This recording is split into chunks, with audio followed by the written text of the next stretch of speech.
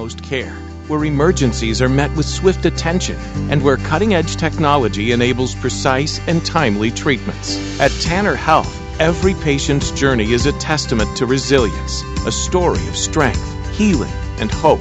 We go beyond treatment to redefine what compassionate care truly means. That's Tanner Health. That's care redefined. Learn more at tanner.org.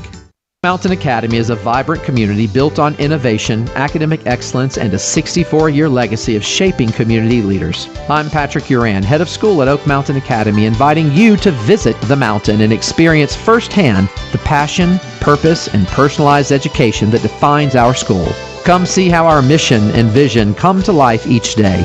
For more information, visit us at oakmountain.us so that you can discover your journey on the mountain, where every path leads to purpose. National headlines and the local stories you care about. WLBB, Carrollton. News Talk 1330, FM 106.3.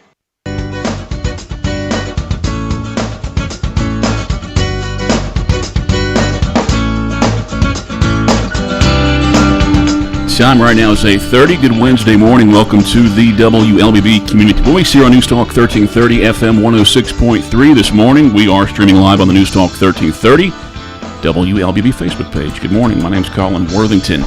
Recall about 6 months ago we had this young lady on our program to talk about a project that seems to be coming to Rootville. Still has a couple of steps to go through. But back in October 2024, Carroll County Board of Commissioners decided or announced they could be soon considering a rezoning request for a property off of Glenlock Road in Rootville ahead of plans to develop an energy storage park. The county had posted their signage there notifying the public of a discussion regarding the land scheduled at the next Planning Commission meeting in mid-October, but I believe that was kind of pulled back at that time. Documents showed there were plans for several large-scale rechargeable lithium-ion battery stationary energy storage lockers. Those lockers were called megapacks. They store grid energy rather than generating it from fuel and generate energy during periods of peak demand. That was put on hold for just a little bit, and then the discussions and conversations got going, back up going last summer, and there actually was meetings with the town of Rootville residents. We'll talk about how those went, and we'll talk about just revisit this project. My feeling on this is I think people were concerned, or at least interested initially. On and I think any concerns, I don't want to say any concerns, but I think a lot of people have been educated on the project and they seem less worried, but we still want to give you the chance to ask questions if you do have any concerns regarding this topic, and I encourage you to post those to the News Talk 1330 WLBB Facebook page, and I will share those with my guest. My guest is Alexis Bowman. She is Senior Development Management with RWE Clean Energy. Is it Clean Energy or Ag? Clean Energy. Okay. Yeah, Ag is the parent company. I got you. There you go. Well, great. Thank you for coming back in. So willing to come back in and talk about this project. Yeah. And actually, first of all, tell us about you. Tell us about your position. Tell us about, let's start with your company. Tell us about your company, what all they do, and then you and your position within the company. Sure. Well, thank you so much for having me again. It's great to be here. So RWE, we're the third largest independent power producer of renewable energy in this country. So we own and operate our generation facilities in wind projects, solar projects, and standalone battery. And then how about you in that position? How long have you been with the company and in that role? Yes, so I've been with RWE for the last 4 years. My territory is the southeastern United States, so I primarily work in Georgia, and I help to develop solar farms and standalone battery farms. And UGA graduate, right? I am. If I remember. And I think you had interest you were in communications initially, right? Yes, I was in public relations at Grady College of Journalism. Right, very good, very good. All right, well, let's talk about where we are right now. Again, this is BESS is what we're calling it. BESS Dogwood. Dogwood BESS. So BESS is Battery Energy Storage System, and we just call it BESS for short.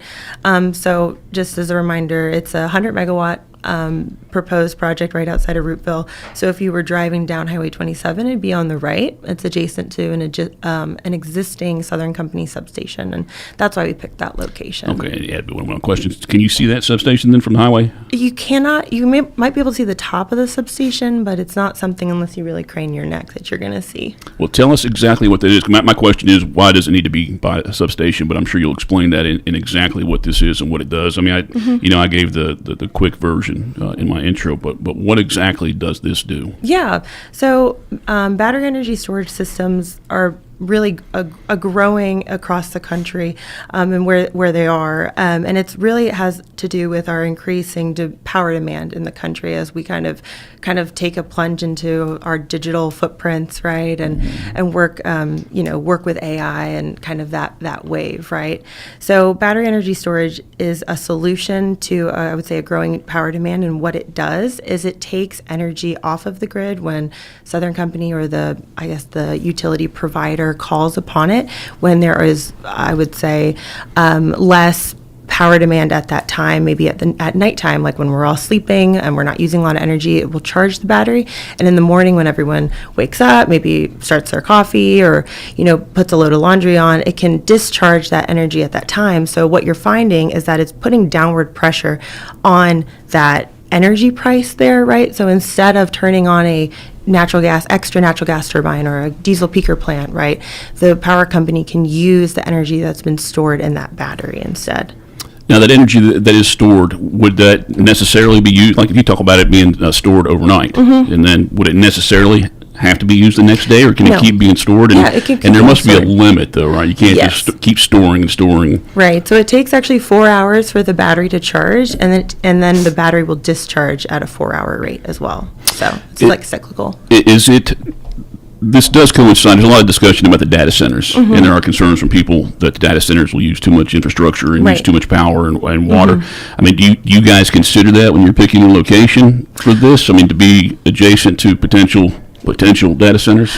Yeah, so this project was cited, I think, 2.5 years ago, so kind of prior to that data center discussion. So maybe in the future, like looking at areas that are adjacent to data center makes sense, right? But this project specifically was selected because of that existing substation. We can run these internal analysis that can look at what sites on the power grid are feasible for this. And one of the draws, the biggest draw for this site was the fact that there are no network upgrades. So the cost to the consumer is essentially zero, right? Because we are able to come in there, put this battery on there without the utility having to upgrade and essentially put these costly upgrades on to make our facility happen. Right. Well, Alexis Bowman's our guest on this morning's Community Voice program. She's with RWE Clean Energy, talking about the Dogwood BESS project, which is planned for the city, just outside of the city of Roopville, actually. And it's beside Georgia Power. So does it benefit Carroll EMC at all? How does that work? Yeah, no, that's a great question. So Carroll EMC, as I understand it, they are an electricity distributor, right? And they're going to buy power from power sources across the state. So if they, decide to buy from Southern Power or from Georgia Power or Oglethorpe Power, they're going to essentially buy power that is the cheapest for their consumer, right? So part of this integrated transmission system, whether it's Georgia Transmission Corporation or Southern Company, they're all connected. So the reliability of energy because of this BESS will increase, if that makes sense, on the system.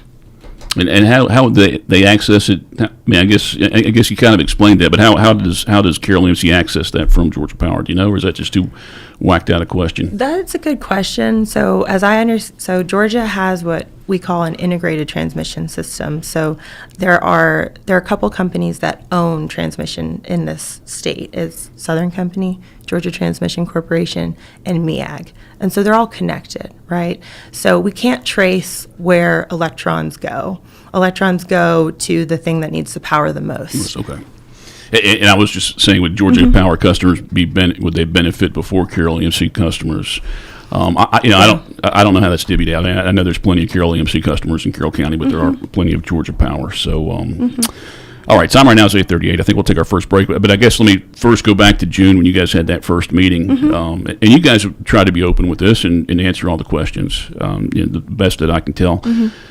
So, when there's a new project and a new thing coming to a community, people are concerned. They're scared. And they're scared about what they don't know. Right. I mean, I did a soundbite on our news this morning in Temple where they're planning an industrial park, and a lady on the planning commission, she said, "Hey, Temple doesn't want anything here. They don't want anything new here. They don't want anything they're not familiar with." And I think that's expected for most small communities. And I'm guessing initially, you guys faced a little bit of that too. Yes, we did. We'll move on. I wanted to tease it. Okay. for the break there. So we'll move on and come back and talk more about that after our first break. Again, if you have any questions or comments for my guest this morning, Alexis Bowman with RWE Clean Energy, please post those to the News Talk 1330 WLBB Facebook page, and I will share them during this program. We'll have more coming up in 1 minute here on the Community Voice, brought to you by Tanner Health and Oak Mountain Academy.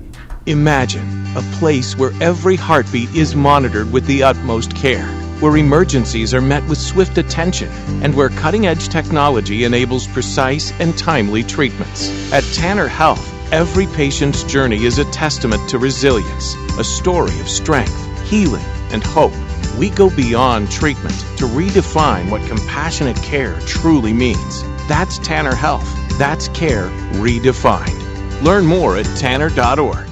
Do the math. At Oak Mountain Academy, our average graduating class has just 12 students. We celebrate a 100% graduation rate with more than $10.5 million in college scholarships offered. Plus, 96% of our students are accepted into their top choice college. Do the math. Can you see the value of an OMA education? I'm Patrick Uran, head of school at Oak Mountain Academy, and I'm here to help you do the math. For more information, visit us at oakmountain.us so that you can discover your journey on the mountain, where every path leads to purpose.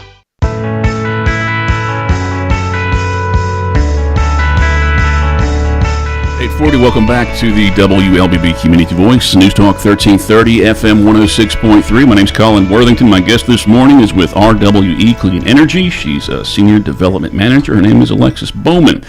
Second time on the program this year over the last 6 months as we talk about a project that they are planning just outside the city of Roopville. Before the break, I did talk about in the summer, you guys had your first kind of session, question and answer session, had it in Roopville Elementary Gymnasium. Yes. And I think our camera guy Joel went there, and he streamed that. But it looked like there was probably 80 to 100 people there for that one. And you've had two more since then. I'm guessing that the people participating in that, maybe that's changed a little bit. It's dwindled a little bit. How about, do you remember the questions initially, what people were more concerned about in that first one? Yeah, I think there was a lot of questions specifically around best fires, right? If you Google best fires, you're going to see a best fire, right? And there was a lot of, I think, fear around that.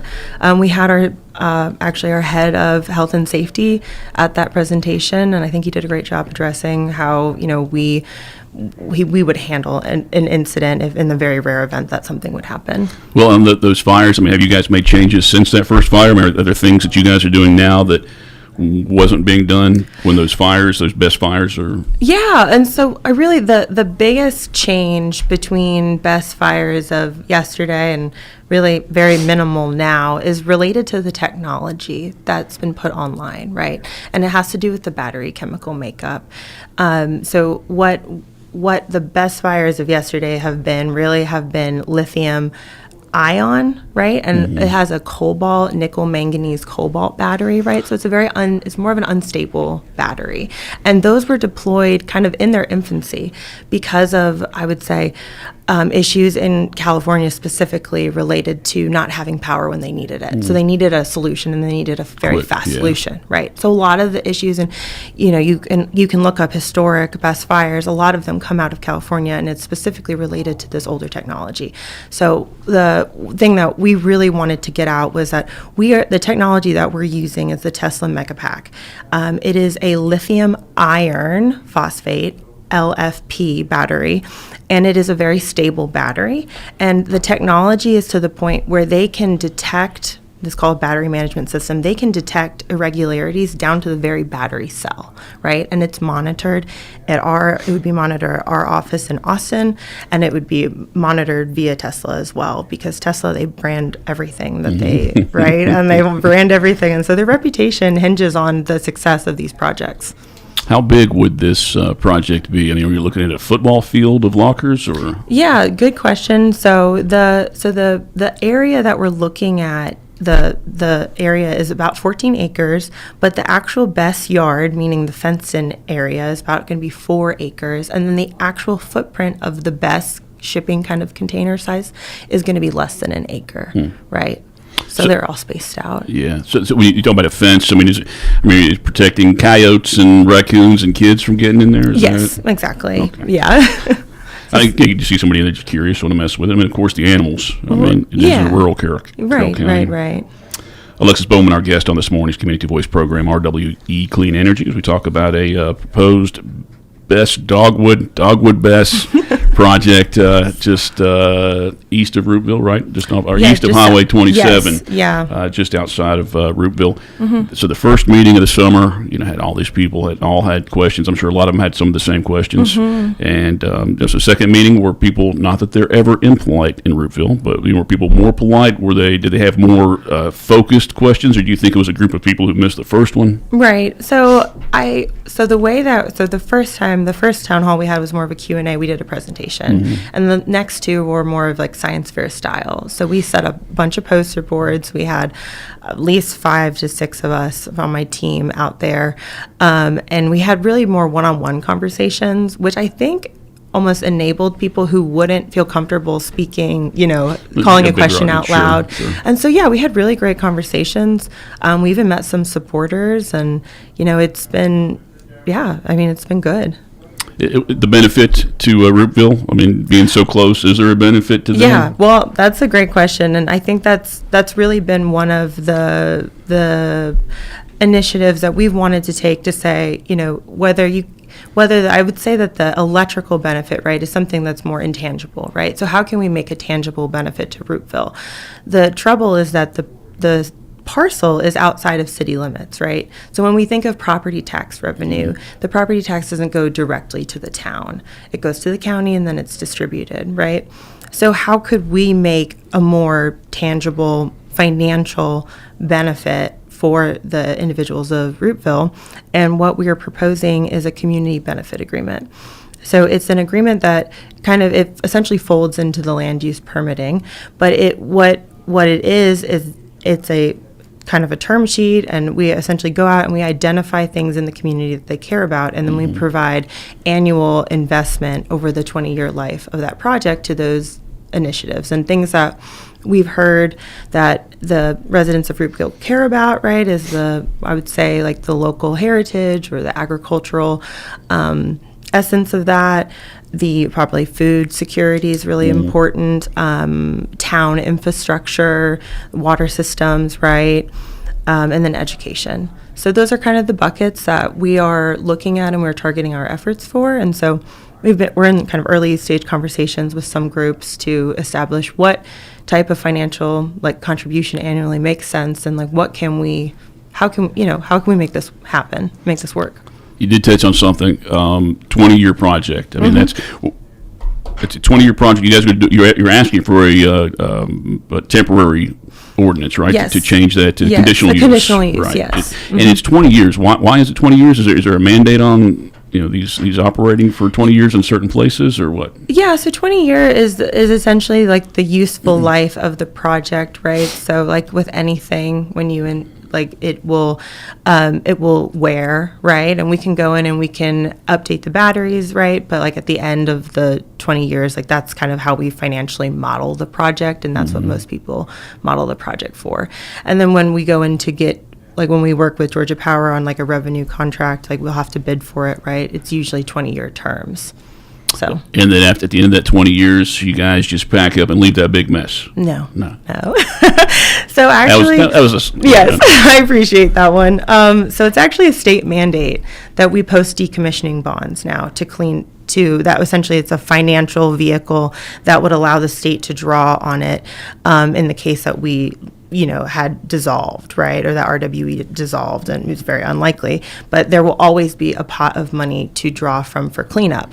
But RWE, at the end of the life, we will decommission the project. And I would just want to remind y'all that we're an owner-operator, so we will be the operator of the facility throughout the life, right? So we'll be able to, continue the work that we're doing now, and the transparency we have now, we'll be able to continue with that through the life of the project until the end, where we clean it up and get out of there. So you clean it up at the end of 20 years and it reverts back to ag, or what? It's ag yes, right under now, a conditional use permit, yes. The idea is that it would be a temporary variance for a set amount of time, and we would ask for 20 years. And it goes back to the person or the entity that owns the property. Yes, so it's actually a lease. We have a lease with that person, so she'll always own the property. All right, very good. All right, time right now is 8:49.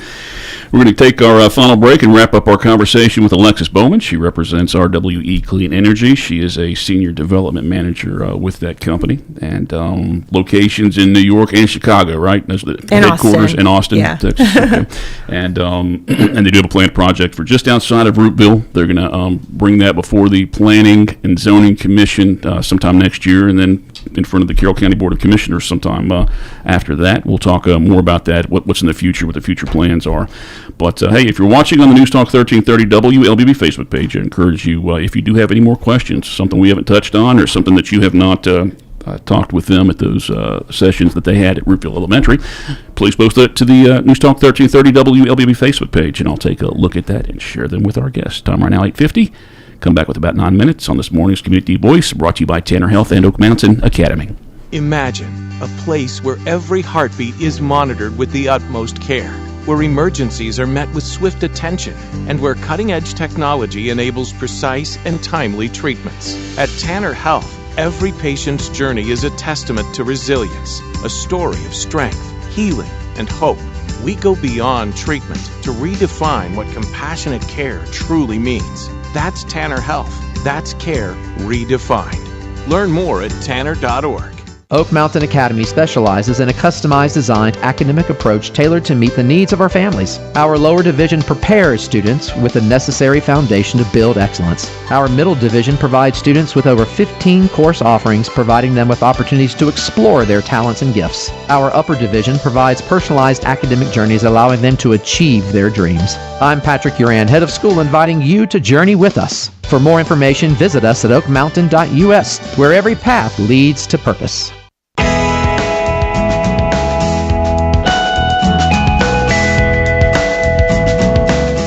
51. Welcome back to the WLBB Community Voice here on News Talk 1330 FM 106.3.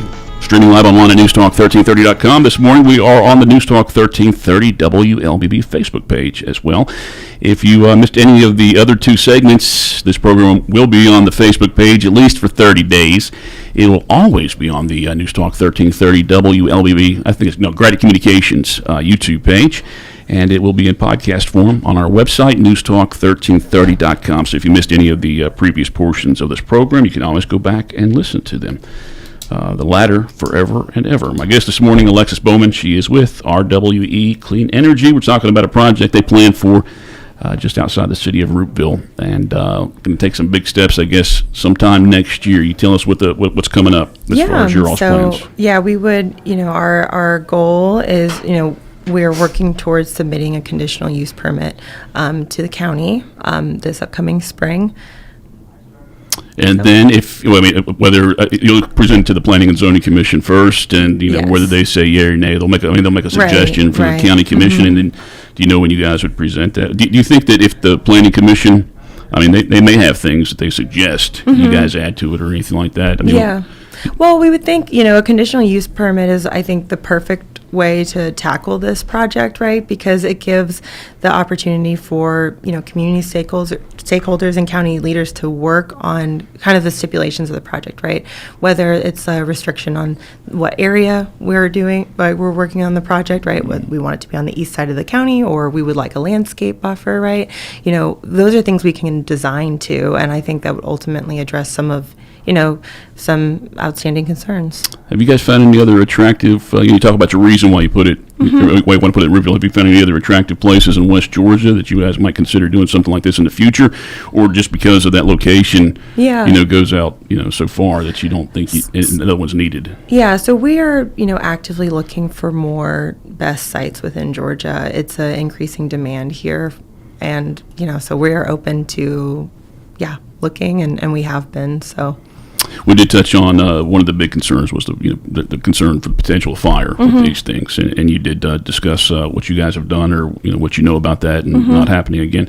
Were there any other concerns? Was it just about seeing it, or? Yeah, so it was mainly related to best fires, the concern for that, and how the county would be, or the local fire department would be equipped to handle that, right? And so the biggest thing there is pending permitting, we're going to be working with the fire department on an emergency response plan, right, which will lay out step by step, like if in the rare event that something were to happen, this is how you would respond to it, right? And so, just kind of that was the main thing, and then really the financial benefit for the property tax not going directly to Roopville because it is outside the city limits. Like, how are we residents of Roopville going to benefit from this financially?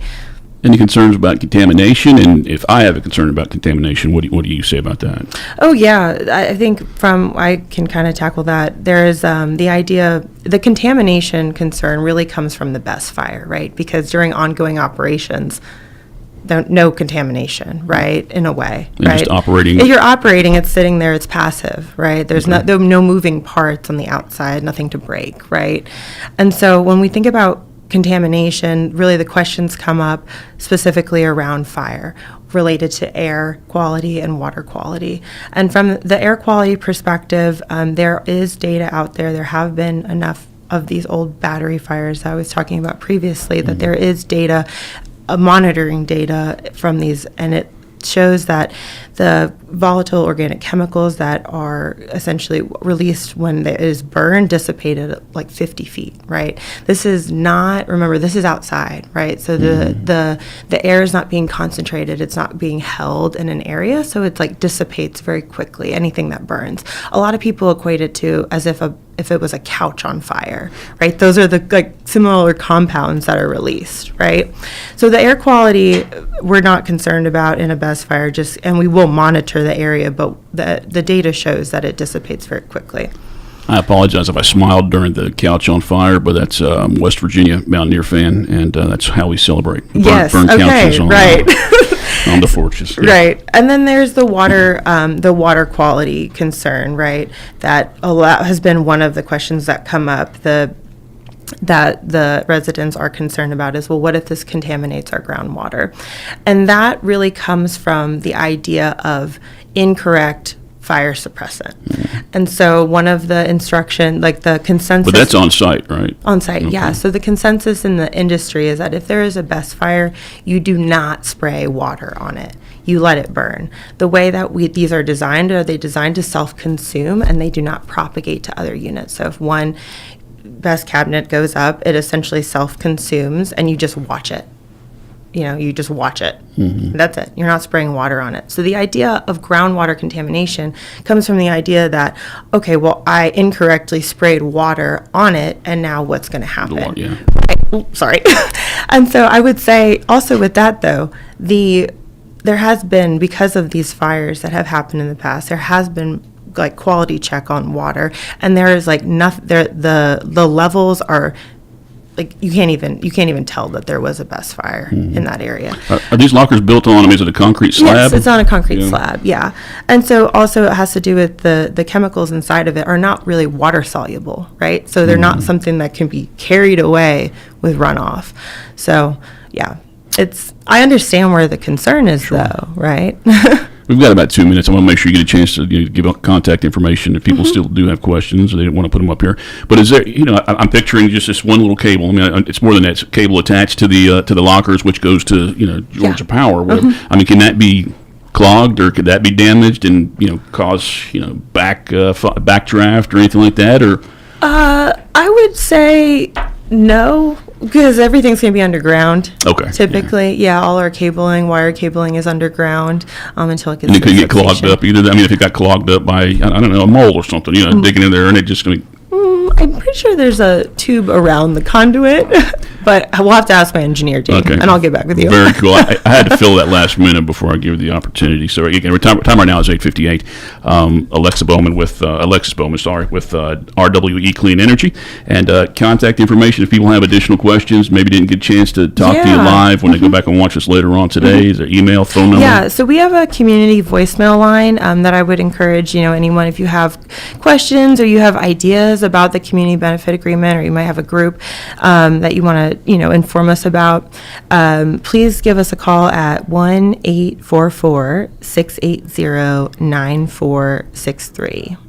Very nice. Alexis, good to see you again. Great to see you. And, Thank you for having me. maybe we'll have you back on next summer as this gets closer. Yeah. Or at least if you present it at the Board of Commissioners meeting or something like that, we'll at least grab a soundbite and put it in the news. But That sounds great. Thank you. thank you for coming out these two times to giving us a lot of information. And thank you for listening and watching this morning's Community Voice program.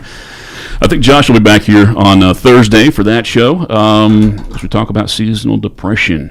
Some representatives from Willowbrook will be on the program and being bummed out at Christmas. Oh. Try and give some good tips on that. And then Friday is a selfish show for me. Going to bring in the guys that operate the baseball card shop and sports card shop over in Douglas County and just talk about those as possible Christmas gifts. That'll be on Friday's Community Voice program right here on News Talk 1330. WLBB. Have a great Wednesday, everybody.